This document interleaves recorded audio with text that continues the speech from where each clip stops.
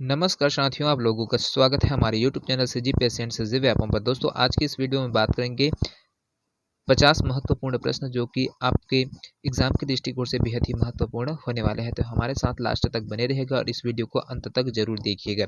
जितने भी नए दोस्त इस हमारे वीडियो को पहले बार देख रहे होंगे, हमारे चैनल को जरूर सब्सक्राइब करिएगा, साथ में बेल आइकन को भी प्रेस करिएगा।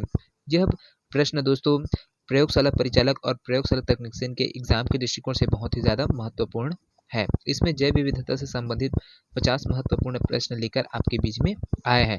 तो इस वीडियो को लास्ट तक जरूर देखिएगा, बीच में छोड़ के ना जाइएगा। तो चलिए पहला प्रश्न की ओर बढ़ते हैं। पहला प्रश्न है, समुदायों के अध्ययन हेतु निम्न में से किसका प्रयोग किया जाता है? क्वाड्रेट, ट्रांसेक्ट, पॉइंट, क्वार्टर, उपयुक्त सभी। तो यहाँ पर जो समुदाय है दोस्तों, उसका अध्ययन करने के लिए कौन कौन से इंस्ट्रूमेंट को उपयोग किया जाता है? तो इन सभी इंस्ट्रूमेंट का उपयोग है वो किया जाता है। क्वाड्रेट का भी उपयोग किया जाता है, इसमें से घनत्व और जनसंख्या वृद्धि का घनत्व डेंसिटी है और पॉपुलेशन डेंसिटी है, उसको निकाला जाता है। साथ में ट्रांसेक्ट है, इसका भी उपयोग किया जाता है और पॉइंट क्वार्टर है, उनका भी उपयोग है वो किया जाता है। चलिए अगला प्रश्न की ओर बढ़ते हैं। अगला प्रश्न है बहुत ही महत्वपूर्ण प्रश्न है दोस्तों। 1847 में कहाँ विश्व का सबसे पहला उद्यान स्थापित किया गया है? उत्तरी अमेरिका, ब्रिटेन, एशिया, अफ्रीका। तो यहाँ पर इसका जो करेक्ट आंसर हो जाएगा दोस्तों, इसका आपको ऑप्शन ए है वो बिल्कुल सही हो जाएगा। उत्तरी अमेरिका में 1847 में सबसे पहले जो उद्यान है ना, प्रथम उद्यान है, उसकी स्थापना है वो किया गया था। चलिए अगला प्रश्न की ओर बढ़ते हैं। अगला प्रश्न है यहाँ पर, जातियों की संख्या की दृष्टि से अत्यधिक पादप जाति विविधता होती है कहाँ पर, कौन से क्षेत्र में? उष्ण एवं उपोष्ण अफ्रीका में, उष्ण एवं उपोष्ण एशिया, उत्तरी अमेरिका या फिर यूरोप में। तो किस स्थान पर है दोस्तों सबसे ज्यादा जो जनसंख्या है वो रहती है, जो अत्यधिक पादप जाति है उनकी विविधताएं पाई जाती है, तो कहाँ पर पाई जाती है सबसे ज्यादा मात्रा में?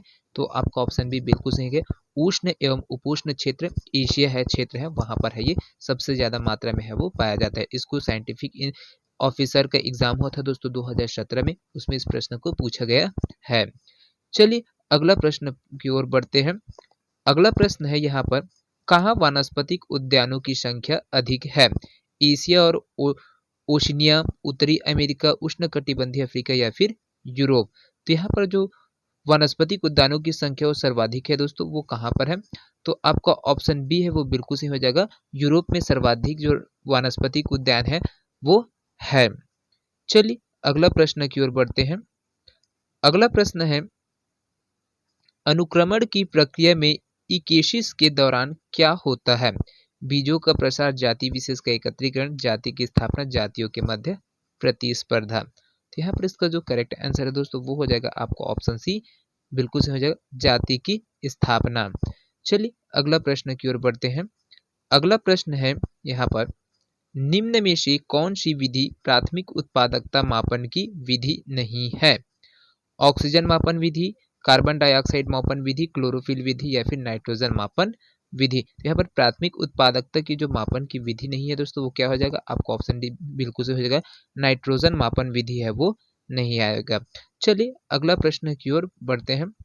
अगला प्रश्न है बहुत ही महत्वपूर्ण प्रश्न है, किसी समुदाय के अंदर जाति की विविधता कहलाती है, क्या कहलाती है दोस्तों? अल्प विविधता, बीटा विविधता, गामा विविधता या फिर कुल भूदृश्य विविधता। तो यहाँ पर क्या चीज कहलाएगा दोस्तों? किसी समुदाय के अंदर जाति की जो विविधता कहलाती है वो क्या कहलाता है? तो ये हो जाएगा आपका ऑप्शन ए बिल्कुल सही हो जाएगा, अल्फा विविधता कहलाता है। अल्फा विविधता क्या है दोस्तों?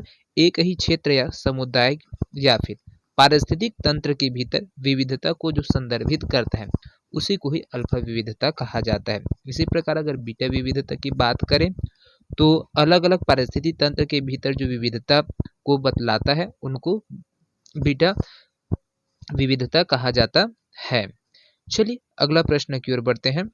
अगला प्रश्न है यहाँ पर, निम्न में से किस जीव की अनुमानित संख्या विश्व में सर्वाधिक है? जीवाणु, कवक, शैवाल या फिर विषाणु। तो विश्व में जो सबसे ज्यादा जो जीव है दोस्तों वो कौन सा है? तो ये आपका ऑप्शन बी है वो बिल्कुल सही हो जाएगा, कवक की जो प्रजातियां हैं, जो जीव है वो सर्वाधिक मात्रा में पूरे विश्व में है वो पाई जाती है, इनकी जो जातियां हैं वो सबसे ज्यादा है। चलिए अगला प्रश्न की ओर बढ़ते हैं। अगला प्रश्न है यहाँ पर, निम्न में से कौन वृहद जैव भौगोलिक क्षेत्र है? अर्ध शुष्क क्षेत्र, डेक्कन के पठार, गंगा के मैदानी क्षेत्र, हिमालयन क्षेत्र या फिर इनमें से कोई नहीं। तो यहाँ पर इसका जो करेक्ट आंसर है दोस्तों वो हो जाएगा आपका ऑप्शन बी, बिल्कुल सही हो जाएगा। डेक्कन का जो पठार है वो वृहद जैव भौगोलिक क्षेत्र के अंतर्गत आता है। दक्कन का पठार है दोस्तों, है ना, जो दक्कन का पठार है इसको डेक्कन बोल रहा है, उसको दक्कन बोला जाता है ना। तो दक्कन के पठार में क्या है, विश्व विशाल जो प्रायद्वीपीय पठार है उसके नाम से उसको जाना जाता है। जो भारत का क्या है, भारत देश में विशालतम पठार के नाम से है ना। इनकी जो आकृति होती है वो त्रिभुजाकार होती है।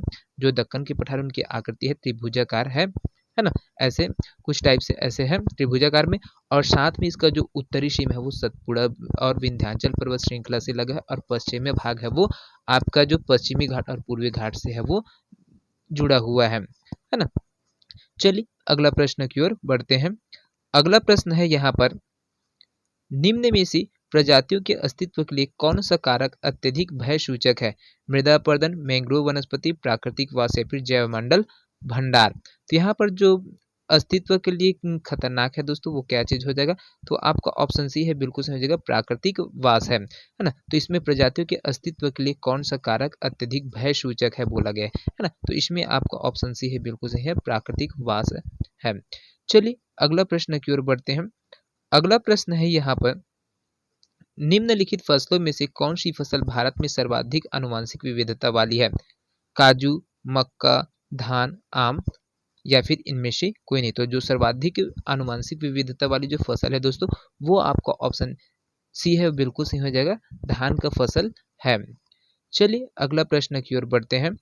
अगला प्रश्न है यहाँ पर, अपने देश का प्रथम जैव विविधता क्षेत्र संरक्षित क्षेत्र कहाँ था? है ना। जो भारत देश का जो प्रथम जैव विविधता संरक्षित क्षेत्र है दोस्तों वो कहाँ है? काजीरंगा राष्ट्रीय पार्क, सुंदरवन राष्ट्रीय पार्क, कॉर्बेट राष्ट्रीय उद्यान या फिर इंद्रावती राष्ट्रीय पार्क। तो भारत का जो प्रथम जैव विविधता संरक्षित क्षेत्र है दोस्तों वो जिम कॉर्बेट राष्ट्रीय उद्यान है। तो आपको ऑप्शन सी है या ये बिल्कुल सही हो जाएगा। चलिए अगला प्रश्न की ओर बढ़ते हैं। अगला प्रश्न है यहाँ पर, निम्न में से वन्य गधे का अभ्यारण्य कहाँ स्थित है? जोधपुर राजस्थान में, राजकोट गुजरात में, पानीपत हरियाणा, कच्छ या गुजरात या फिर इनमें से कोई नहीं। तो यहाँ पर जो गधे का जो अभ्यारण्य है दोस्तों वो कहाँ पर है? तो ये हो जाएगा आपको ऑप्शन डी, बिल्कुल सही हो जाएगा, कच्छ गुजरात में स्थित है।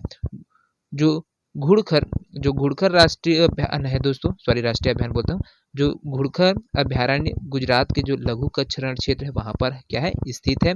इनका जो वर्ग है वो 4945 वर्ग किलोमीटर है। 4945 वर्ग किलोमीटर क्षेत्र में ये पूरा क्या है, फैला हुआ है। और यह अभ्यारण्य खर, गधा और घुड़खर, जिसको जंगली गधा के नाम से जाना जाता है, उसके लिए प्रसिद्ध है। तो ये सब यहाँ पर गुजरात के कच्छ क्षेत्र में है वो पाए जाते हैं। चलिए अगला प्रश्न की ओर बढ़ते हैं। अगला प्रश्न है यहाँ पर, वन्य जीवों की घटती हुई संख्या का क्या प्रमुख कारण है? वनों का उजड़ना, नरभक्षीपन, प्राकृतिक वास स्थान का नष्ट होना, पीने के पानी की कमी या फिर इनमें से कोई नहीं। तो यहाँ पर जो वन्य जीव की जो घटती जनसंख्या है उसका प्रमुख कारण क्या है? प्राकृतिक वास स्थान का नष्ट होना है। आज के टाइम में पूरे जो जंगल है उनको पूरा काटा जा रहा है, जिसकी वजह से क्या है, जो वन्य जीव की जो संख्या है लगातार घटते जा रही है, वो अपना आवास स्थान भी खोते जा रहे हैं, है ना।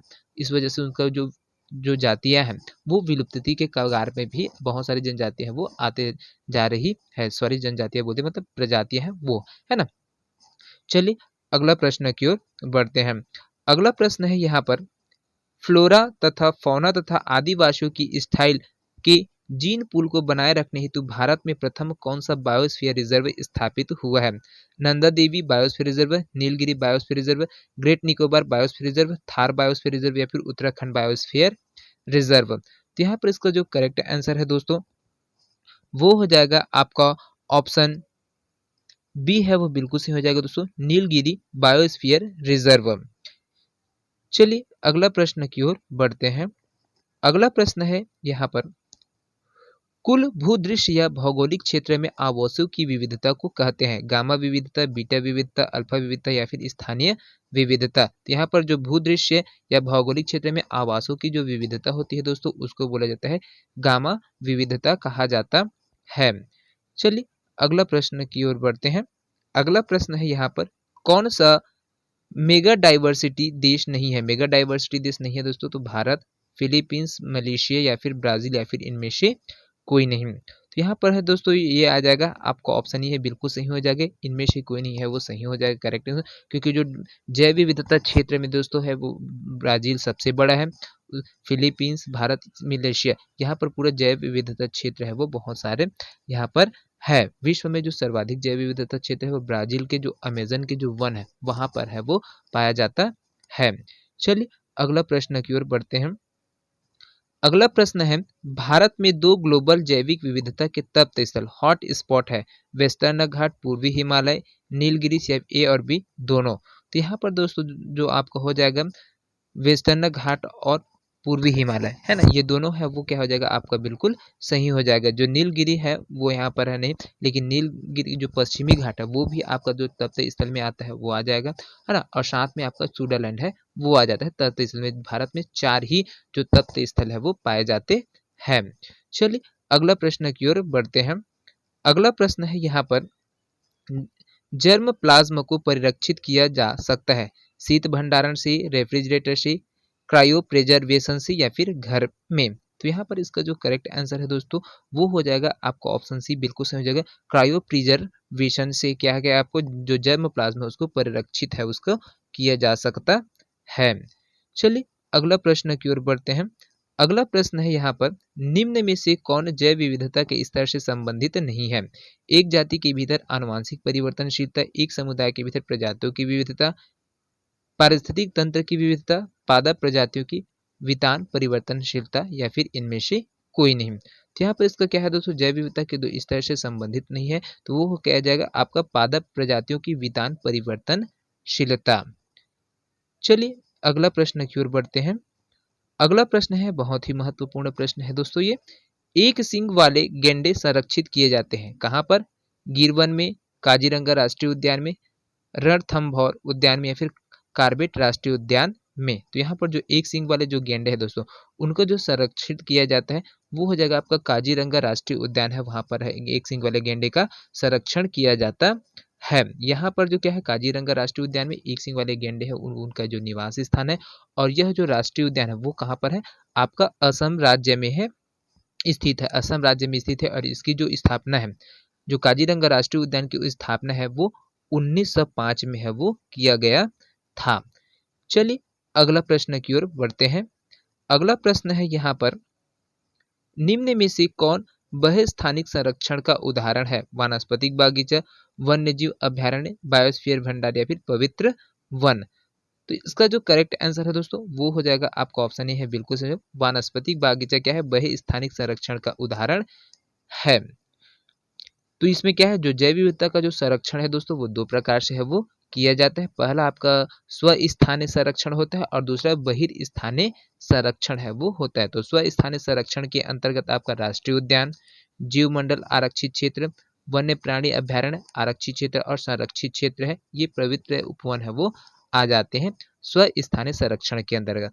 और बहिर्स्थानीय संरक्षण के अंतर्गत दोस्तों चिड़ियाघर, वनस्पति उद्यान, जीन बैंक, बीज बैंक, ये जो निम्न तापीय संरक्षण क्षेत्र है वो आपका बहिर्स्थानीय संरक्षण में आ जाता है। चलिए अगला प्रश्न की ओर बढ़ते हैं। अगला प्रश्न है बहुत ही महत्वपूर्ण प्रश्न है, तप्त स्थल हॉट स्पॉट का सिद्धांत किसके द्वारा दिया गया था? नॉर्मन स्कॉट द्वारा, नॉर्मन मायर्स द्वारा, बीपी पाल द्वारा, फिर नॉर्मन विसेंट पेले द्वारा। तो यहाँ पर इसका जो करेक्ट आंसर है दोस्तों वो हो जाएगा तप्त स्थल का जो सिद्धांत है वो नॉर्मन मायर्स के द्वारा है वो दिया गया था। इनकी अवधारणा नॉर्मन मायर्स के द्वारा कब दिया गया था? 1988 में है वो दिया गया था। तो भारत के जो प्रमुख 4 है दोस्तों, 4 तप्त स्थल है भारत में पाए जाते हैं। एक आपका पूर्वी हिमालय है, दूसरा आपका पश्चिमी घाट है, तीसरा इंडो बर्मा क्षेत्र है और चौथा स्विट्जरलैंड निकोबार द्वीप समूह है। चलिए अगला प्रश्न की ओर बढ़ते हैं।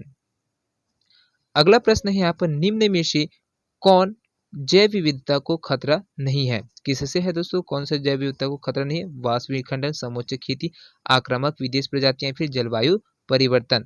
तो यहाँ पर जो इसका करेक्ट आंसर है दोस्तों वो हो जाएगा आपका जो समोच्च खेती है उनमें ये खतरा का विषय नहीं है। चलिए अगला प्रश्न की ओर है वो बढ़ते हैं। अगला प्रश्न है यहाँ पर, जैव विविधता क्या है? जैव विविधता क्या है दोस्तों? यहाँ पर केवल अक्षांश के साथ परिवर्तित होता है, ऊंचाई के साथ परिवर्तित होता है, अक्षांश और ऊंचाई दोनों के साथ परिवर्तित होती है, फिर अक्षांश और ऊंचाई के साथ परिवर्तित नहीं होता। तो जैव विविधता में क्या होता है दोस्तों? तो यहाँ पर जो आपका है वो ऑप्शन सी है, बिल्कुल सही हो जाएगा। जैव विविधता अक्षांश और ऊंचाई दोनों के साथ क्या होती है? वो परिवर्तित होते जाता है। चलिए अगला प्रश्न की ओर बढ़ते हैं। अगला प्रश्न है यहाँ पर, एक खाद्य श्रृंखला प्रारंभ होती है नाइट्रोजन स्थिरीकरण के द्वारा, प्रकाश संश्लेषण द्वारा, अपघटन द्वारा या फिर श्वसन के द्वारा। तो जो खाद्य श्रृंखला है दोस्तों वो आपका प्रकाश संश्लेषण से है, वो शुरुआत होता है। चलिए अगला प्रश्न की ओर बढ़ते हैं। अगला प्रश्न है यहाँ पर, एक ऐसा क्षेत्र जो केवल जंतुओं के संरक्षण के लिए आरक्षित होता है, क्या कहलाता है? संरक्षित वन, राष्ट्रीय पार्क, आरक्षित वन या फिर शरण स्थली। तो यहाँ पर जो आरक्षित करके रखा जाता है दोस्तों उसको क्या बोला जाता है? उसको बोला जाता है शरण स्थली है वो कहा जाता है।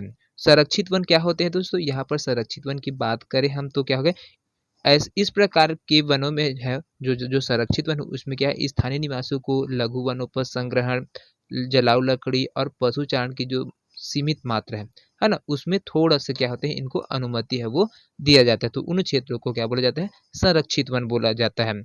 आरक्षित वन की बात करें तो ऐसे वन में है क्या है, उसमें अनधिकृत रूप से जो प्रवेश करना है क्या होता है, वर्जित। कोई भी व्यक्ति है वहां पर है वो नहीं जा सकते। यह क्षेत्र है क्या होता है, पर्यावरण जैव विविधता और वन्य जीव की सुरक्षा संवर्धन के लिए उसको पूरा तरीका से आरक्षित है वो कर लिया जाता है। और राष्ट्रीय उद्यान की बात करें तो ये ऐसा उद्यान या अन्य क्षेत्र होता है जिसे किसी राष्ट्र की प्रशासन प्रणाली या फिर औपचारिक रूप से संरक्षित है वो किया जाता है ना। तो ये चीज है जिसमें फर्क है आपको देखा जाए। लेकिन जो आपका जो जंतुओं के लिए संरक्षण कर दिया जाएगा कोई भी, तो वो शरण स्थली है वो कहलाता है।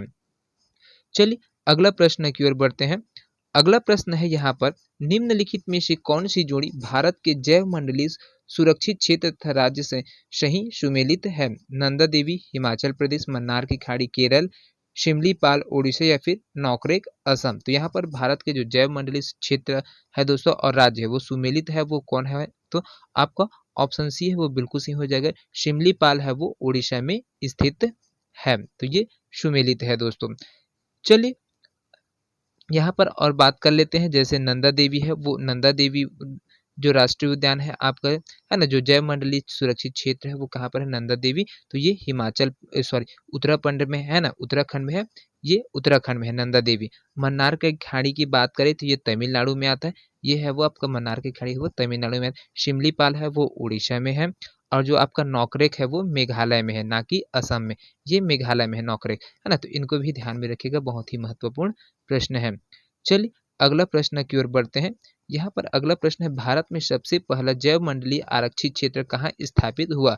ग्रेट निकोबार, मन्नार की खाड़ी, नंदा देवी या फिर नीलगिरी। तो यहाँ पर जो पहला जैव मंडलीय आरक्षित क्षेत्र है दोस्तों वो नीलगिरी है, वहां पर है इसको स्थापित किया गया था। नीलगिरी जैव मंडल रिजर्व तमिलनाडु में है दोस्तों, वो क्या है स्थित है, और इसकी जो स्थापना है वो 1986 में है वो की गई थी। चलिए अगला प्रश्न की ओर बढ़ते हैं। अगला प्रश्न है यहाँ पर, निम्नलिखित में से कौन सा वर्ल्ड हेरिटेज साइट विश्व धरोहर स्थल है? नंदा देवी बायोस्फीयर रिजर्व, राजाजी राष्ट्रीय उद्यान, कार्बेट पार्क या फिर उपयुक्त में से कोई नहीं। तो यहाँ पर विश्व धरोहर स्थल के रूप में दोस्तों आपका है ना नंदा देवी बायोस्फीयर रिजर्व है वो है। चलिए अगला प्रश्न की ओर बढ़ते हैं। यहाँ पर अगला प्रश्न पढ़ने से दोस्तों यहाँ पर एक चीज है इसमें और बता देते हैं, जो आपका यूनेस्को है ना, यूनेस्को है वो विश्व विरासत स्थल के ऐसे स्थान है जहाँ पर वन क्षेत्र, पर्वत और झील है, मरुस्थल है, स्मारक भवन और शहर की इत्यादि जो को कहा जाता है ना, उसको रखा जाता है। जो विश्व की विरासत स्थल समिति द्वारा चयन किए जाते हैं उनको ही यूनेस्को में है वो शामिल किया जाता है। भारत में अभी तक दोस्तों उनकी जो संख्या है वो 85 है वो हो गया है। चलिए अगला प्रश्न की ओर बढ़ते हैं। अगला प्रश्न है यहाँ पर, जीवाश्म नेशनल पार्क स्थित है केरल में, कर्नाटका में, मध्य प्रदेश में, मंडलम में या फिर छत्तीसगढ़ में। सॉरी दोस्तों यहाँ पर एक चीज है वो मिस्टेक कर दिया गया है। आपको यहाँ पर जो आपका प्रश्न है ना, जो यहाँ पर जो बोला गया है, जो आपका विश्व धरोहर स्थल है उसमें जो संख्या है विश्व में, भारत में जो संख्या, उनकी जो संख्या है वो 45 है, ना कि 85। तो इसको ध्यान में रखिएगा। अभी वर्तमान में 2023 की स्थिति में यहाँ पर विश्व धरोहर स्थल में जो संख्या है वो 45 हो गया है। चलिए अगला प्रश्न की ओर बढ़ते हैं।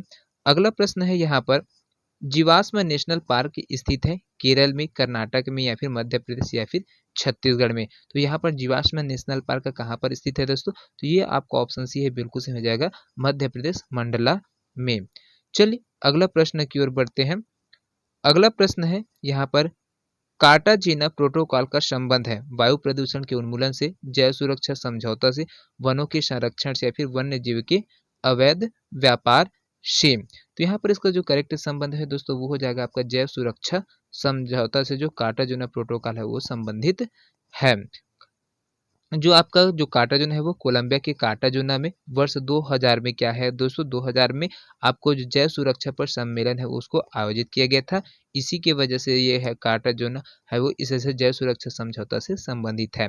जैव विविधता के जो संरक्षण और विनियमन की दृष्टि से दोस्तों कार्टाजोना क्षेत्र है वो अत्यंत ही महत्वपूर्ण कहलाता है ना।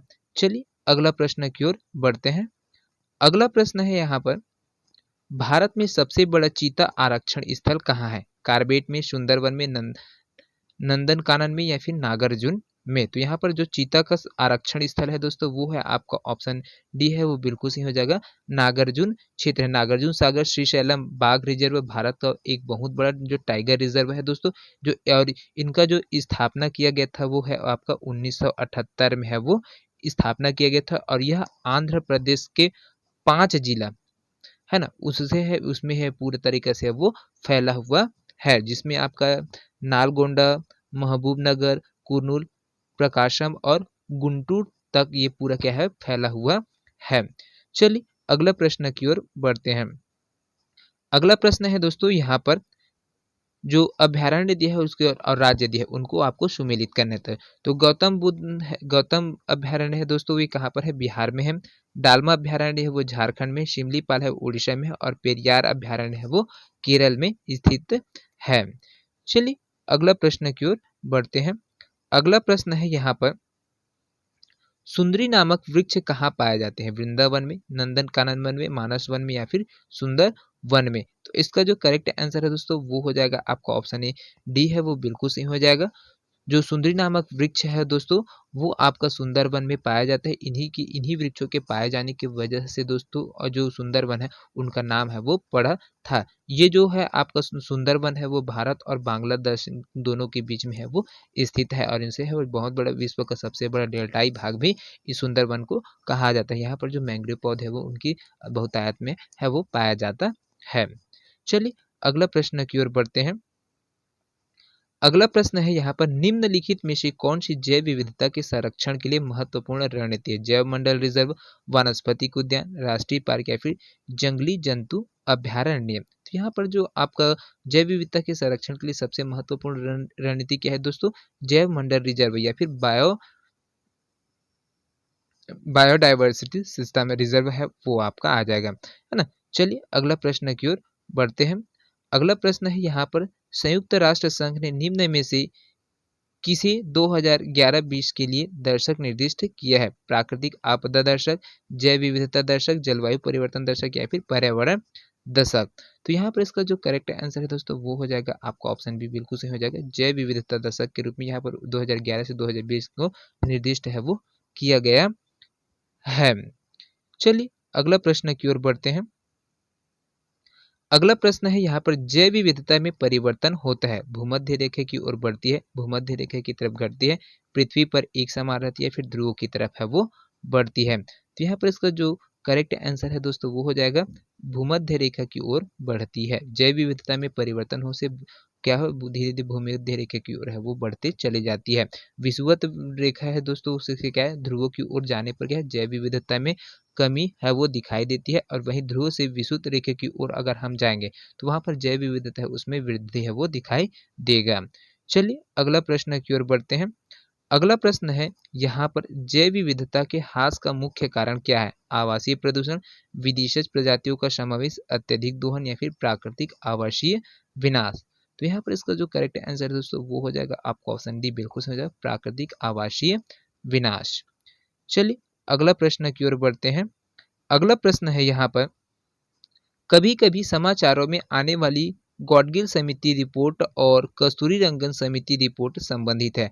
सांविधिक सुधारों में, गंगा कार्य योजना, गंगा एक्शन प्लान से, या फिर नदियों को जोड़ने से, या फिर पश्चिमी घाटों के संरक्षण से। तो यहाँ इसका जो करेक्ट आंसर है दोस्तों वो हो जाएगा आपका ऑप्शन डी है, वो बिल्कुल सही हो जाएगा, पश्चिमी घाटों के संरक्षण से।